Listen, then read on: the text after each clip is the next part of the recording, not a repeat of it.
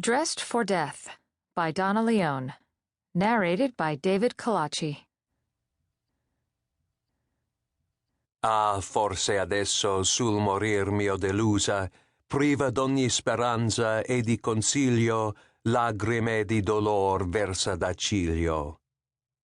Ah, perhaps already deceived by my death, deprived of every hope and counsel, tears of pain flow from her eyes. Mozart, Lucio Silla. Chapter 1. The shoe was red, the red of London phone booths, New York fire engines, although these were not the images that came to the man who first saw the shoe. He thought of the red of the Ferrari Testarossa on the calendar in the butcher's showers, the one with the naked blonde draped across it, seeming to make fevered love to the left headlight. He saw the shoe lying drunkenly on its side, its toe barely touching the edge of one of the pools of oil that lay like a spotted curse upon the land beyond the abattoir. He saw it there, and of course, he also thought of blood. Somehow, years before, permission had been given to put the slaughterhouse there, long before Marghera had blossomed, though that is perhaps an inopportune choice of verb, into one of the leading industrial centers of Italy, before the petroleum refineries and the chemical plants had spread themselves across the acres of swampy land that lay on the other side of the laguna from Venice, pearl of the Adriatic. The cement building lay, low and feral, within the enclosure of a high mesh fence. Had the fence been built in the early days, when sheep and cattle could still be herded down dusty roads towards the building?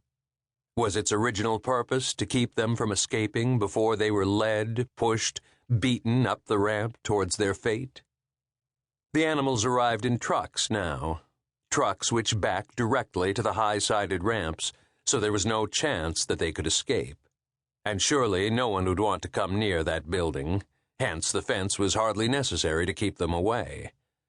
Perhaps because of this, the long gaps in it went unmended, and stray dogs, drawn by the stench of what went on inside, sometimes came through the fence at night and howled with longing for what they knew was there.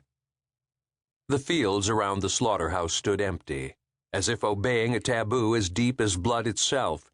The factories stood far off from the low cement building. The buildings maintained their distance, but their ooze and their runoff, and those deadly fluids that were piped into the ground, knew nothing of taboo, and seeped each year closer to the slaughterhouse.